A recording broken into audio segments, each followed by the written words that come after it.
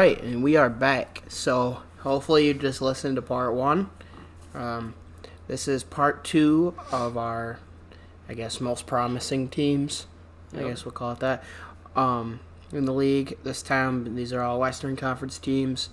Over the last episode, we went over chances: Detroit Pistons, Charlotte Hornets, Atlanta Hawks, Cleveland Cavaliers, Boston Celtics, Philadelphia 76ers, and Miami Heat. And so a little less teams this time because this is 1, 2, 3, 4. This is 6 teams. My favorite team's in this, but we'll save them for last, just like you selfishly saved your team for last. So would you like to choose who we'll start with here? Yeah, let's do the Denver Nuggets, who I think have the brightest future in the entire NBA. Really? Yes. I guess that's fair because not only do they have a bright future, but they're like really good right now. Like, their big three of Nikola Jokic, Michael Porter Jr., and Jamal Murray. Oh, yeah. Yeah. Are all 26 or younger, which... It's crazy.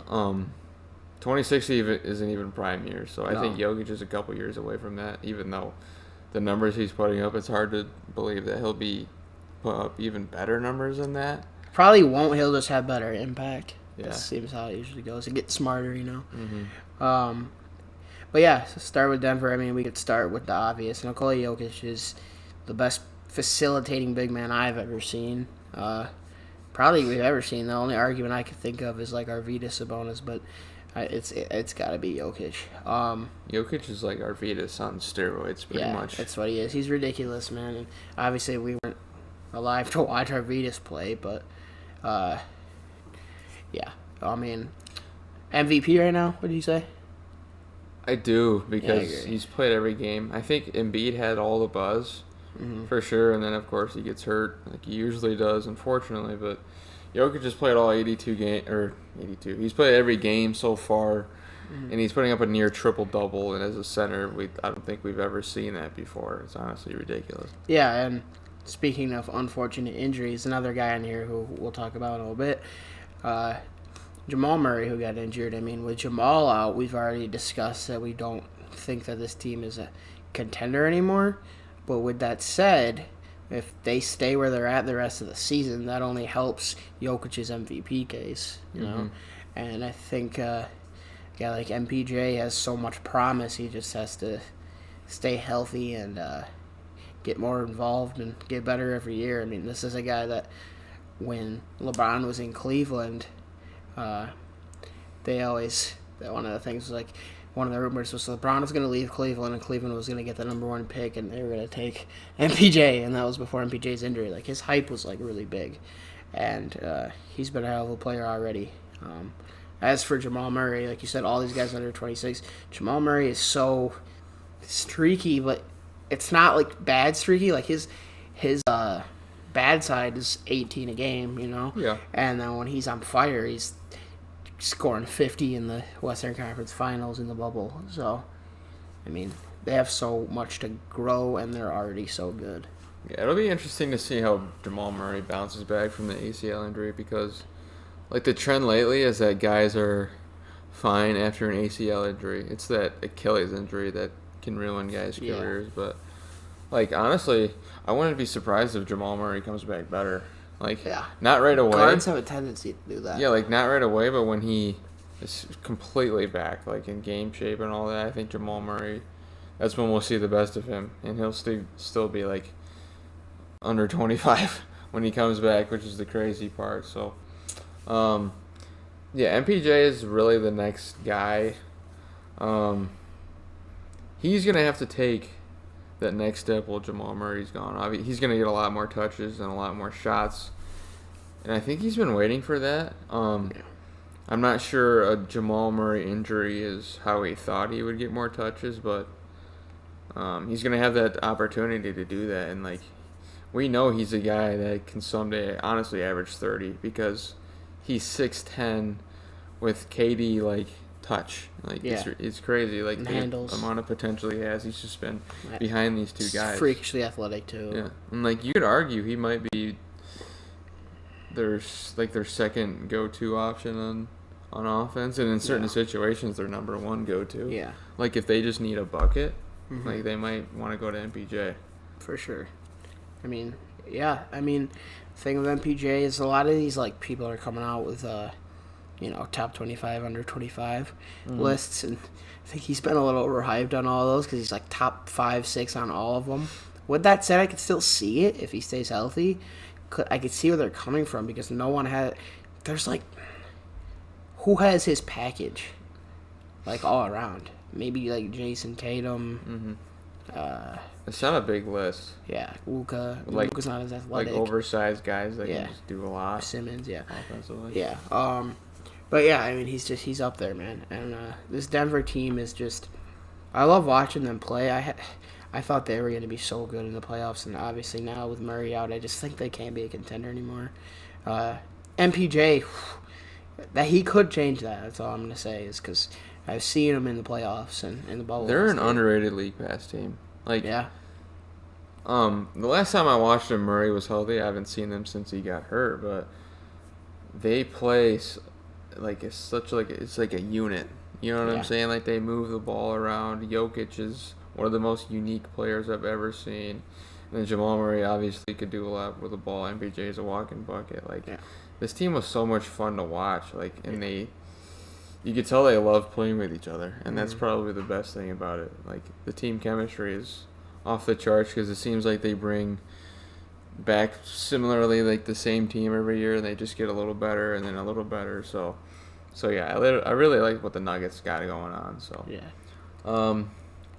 our next team, this is a really weird team, but they do have a lot of good individual young talent, and it's the New Orleans Pelicans.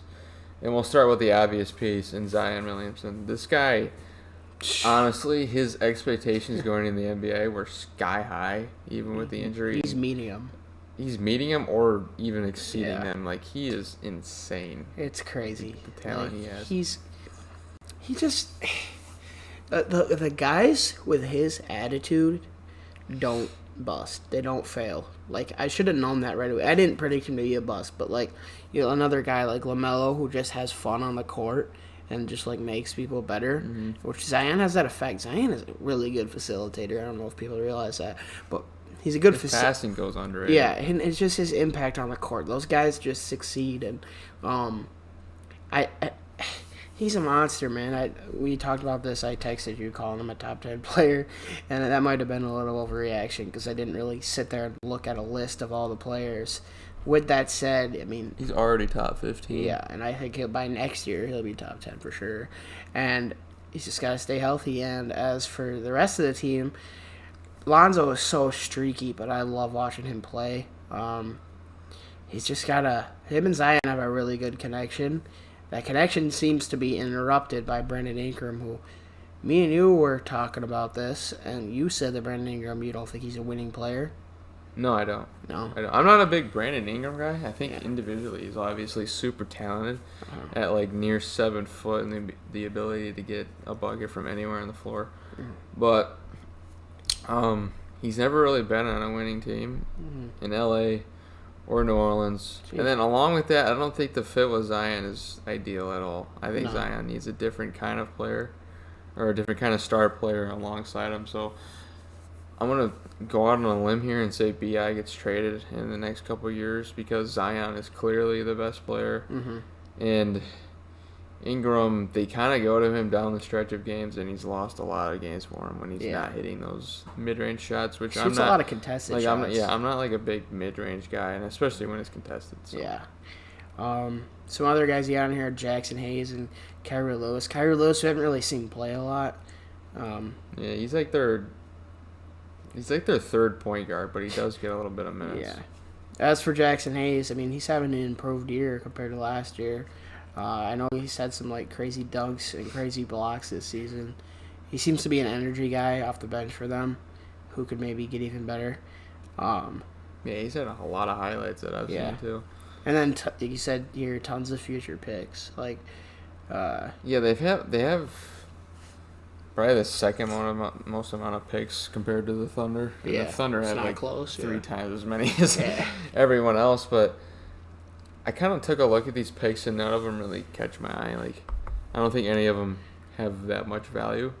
But when you combine maybe when you combine them, you can package them to move up and stuff like that. But the future of this team is so weird because they got to figure out a better star alongside Zion, I think, and just better players in general and better fits.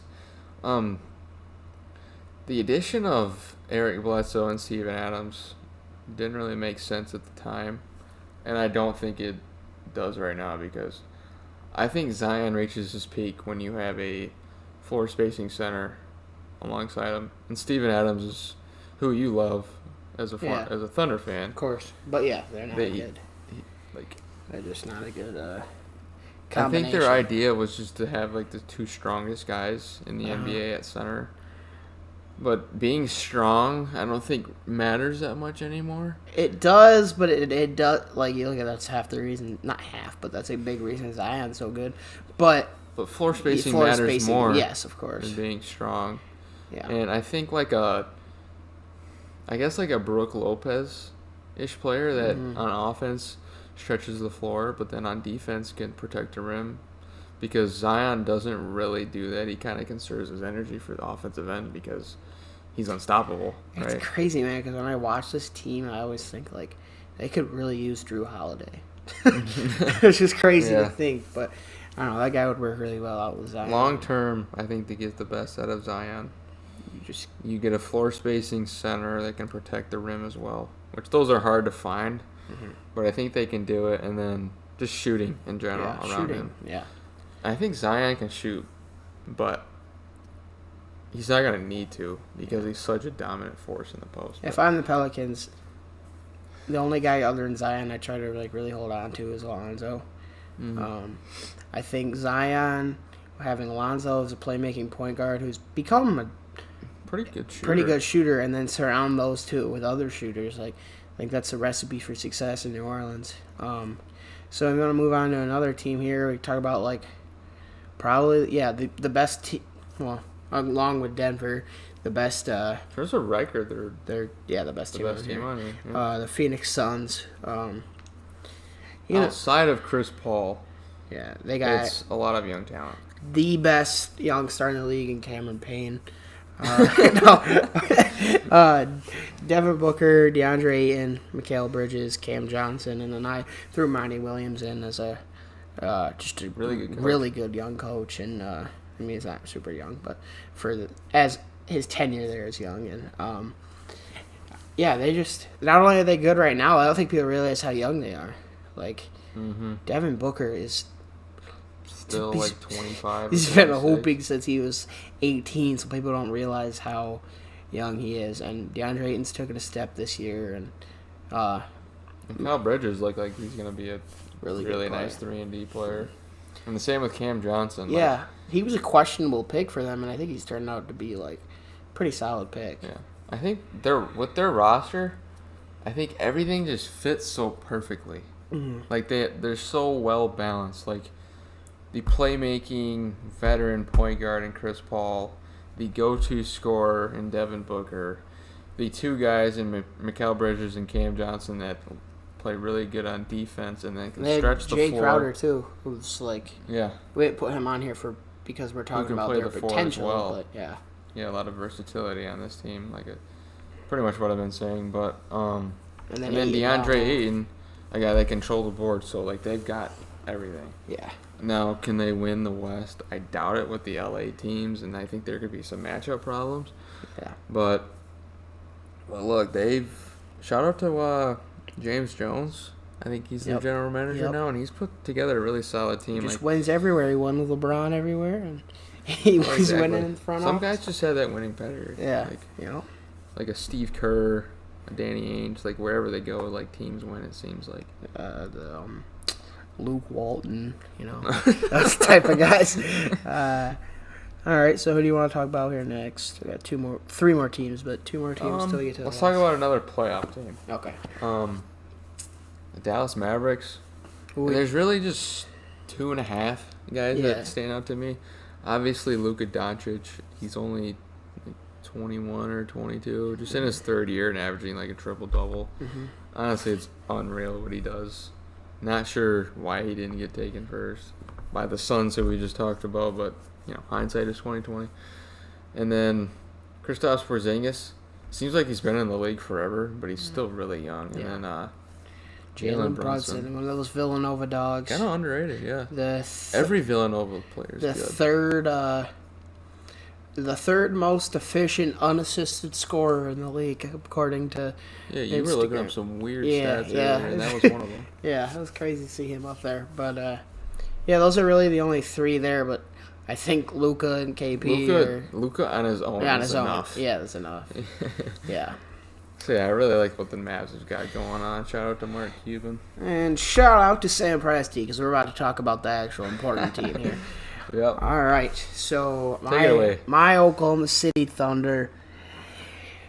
The future. I mean, if you're listening and you are in 7th grade and you're on an AAU team, you're probably gonna play for the Thunder. So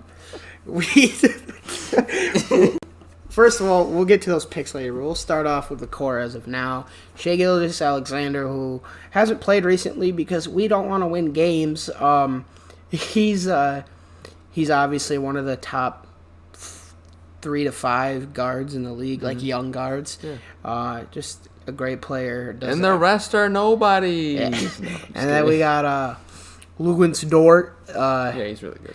If you listen to our last episode, we were talking about Isaiah Stewart being just a monster of a man. Lou Dort is just an absolute unit. He's like the shooting guard version. He's a shooting guard version of Isaiah Stewart. And what then, a comparison. Yeah, and then Darius Bazley I have here with a question mark because I feel like if any other Thunder fans are listening, which they're probably not, if they are, you know that Darius Bazley this season has just been like the biggest like we like him, everyone loves Baze, but he's not contributing as much as we wish he would, and if he's the guy that got traded, it's not like we'd have our heart broken when we traded to Anthony Morrow. But okay, going on. Theo Maledon, 2nd round pick, the right? best French point guard in the draft. Shades at Killian Hayes. Only 19 years old, 2nd round pick. He gives a lot of contribution off the bench, and he plays heavy minutes. And then everyone knows about Pokashevsky, right? The best worst player in the NBA. He's the best worst player. Like, he's actually not good at basketball, but he scored. He thinks he is. He has a lot of potential, in my opinion. And then the newest guy, 21 years old, Moses Brown, who got a contract out of nowhere because he woke up and was Kareem Abdul-Jabbar for a game. And he had a crazy 2020 game. He had it at halftime. At halftime. It was insane. And so those are the young guys as of right now. All those guys, you got to love all those guys. But the man behind the madness is Sam Presti, who not only finds these diamonds in the roughs, but he won't have to find many diamonds in the roughs in the future because he has given us, through all these trades, a projected 34 draft picks over the next 7 years. 17 first and 17 seconds. That's ridiculous. It's insane. I'm sure he's at like middle schools all over the world right now, watching on the playground, scouting, Is that like Sierra Canyon? Yes, School, West Michigan Academy of Arts and Academics. And then our coach, Mark Dagnall, or whatever you want to call him, he seems to have 5 different names, but it doesn't matter. He'll be a coach of the year in 2073. You guys are overachieving, to be fair. Yeah, we are. I mean, it's fun time to be a Thunder fan when you're not watching the games, because we're not fun to watch. But like we just watched the Thunder and the Pistons. But that combined is just not a good But you asked me when we were watching the Pistons and Thunder game, like, do I like our new coach? And it's hard to judge because we're so bad. But in terms of his X's and O's, like, he doesn't make the mistakes that we saw Billy Donovan make. So I'm looking forward to seeing him in 3032 with all those stars. seeing what he could do. But yeah, I mean that's really it. We have such a bright future, man. I'm telling you, when those middle schoolers come around, they're gonna be really good. They're gonna be crazy. I'm sure. I mean, knowing what these kids on Hoop Mixtape nowadays, they're probably already doing 360 dunks. It's insane. But in a real matter, let's talk about this upcoming draft for the Thunder. So you've got this Houston swap. Yep. But it's top 10 or top 4 protected for Houston, so they keep the pick if it's in the top 4. They're gonna be but if it goes to dog water. Yeah, but if it goes to 5, and you guys are worse than them in the lottery, then you would get the 5th pick. Yeah. What do you think about the possibilities of that? I think at the 5th pick, how we already did our mock draft, I think we ended up at the 5th pick, right? And we had us taking Jonathan Kuminga, who I don't hate, but obviously I'd love to see one of the top 4 over Kuminga. The guards. Or Mobley. Yeah, Mobley would be great. I guess it doesn't really matter to me because, like I said, 34 projected draft picks, and over the next 7 years, we're bound to hit on at least 2 or 3 of them, and that's fine with me. But I'm curious to see what he does with those. Yeah. Because obviously you can't make 34 selections. There's only 15 people on a roster. So I got a question. Okay. You're the GM of the Mavericks. I don't know who that is. Yeah, I don't know. Okay. Sam Presti gives you a call from Oklahoma. He's like, "Hey man, I really like that Luka guy." He's like, "I'll give you all of our draft capital." What do you do? I would still say no. Say no. Yeah, I'm just wondering. Like Luka, I wouldn't trade him for anyone in the league right now. That's just how it is. And draft picks, like you don't know what they're gonna be. Yeah. Even if you're in the top, even if you get the first pick, it's not even a guaranteed start. That's true. So. Yeah, I'm just wondering if he's cooking up to draft a bunch of guys or cooking up to trade. Like, even if the Mavericks got 34 picks, that's just ridiculous. There's got to be a rule where you can't trade that much, right? There's got to be somewhere. I don't know. There's it's the Stepien rule, where you can't trade picks in back-to-back years, but you guys have 34 of them. Yeah. So, he'd be fine. Yeah. But where you were saying... No, I just can't trade Luka for literally anything. Like LeBron, no, because Luka's like 21 and would give me like 15 more years of excellent play most likely. Yeah. So. Yep. Is there anything more to talk about with your OKC Thunder? No, but I do realize that we didn't do one other team. Really? Thought did we miss one? Thought we did, but we did not talk about the Memphis Grizzlies. Oh, of course, because nobody ever remembers the Grizzlies. You want to take this one here or start off? Yeah. So I got 6 guys ish, but there's really 2 that just stand out. Is John Morant, obviously he's special, won the Rookie of the Year last year.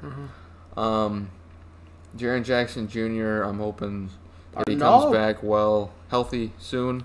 Yep. See him back on the court. He's a special talent. And then Desmond Bane, who was taken, I think towards the last pick in the first round, and he's been a really good 3-and-D piece. Brandon Clark's been nice for them off the bench, or maybe he's starting without Jaren Jackson. But long term, I see him as like a 6-man. The most average player in the NBA statistically. Yeah, Dillon Brooks. Yeah, Dillon Brooks. Yeah, he just doesn't get you excited because he's so average. Yeah, but he's not bad. But and then Xavier Tillman, your Spartan. Another Spartan dog. 2 Spartan dogs here. Both power forwards. Backup center, right? Yeah, he played center and power forward. Is pretty solid. Yeah. Yeah, I mean, Tillman's been surprisingly good compared to where he was drafted at. I mean, he was late. Yeah, they killed the draft. Yeah, they did. They got 2 rotational guys out of, like, late first, early seconds. So they did well. And the Grizzlies, I think they're the 9 seed. And with how young, I think they're the youngest team in the NBA. Are they? For them Are they younger than OKC? We're really young. Yeah, let's just say they're up there. Yeah. And for them to be in a play-in and being that young is honestly really impressive. So future's bright. in Memphis for sure. Sorry to any Grizzlies fans who probably aren't watching this, and we almost forgot them. Well, they aren't watching this because they don't exist. But, but yeah, I think that's all we got for you guys. Yeah, that's it for part 2. If you did enjoy, make sure to drop a like. Let us know in the comments any Western Conference teams that we forgot. But yeah, that's it. We love you guys. Peace out. We see you in the next one. Thank you for listening.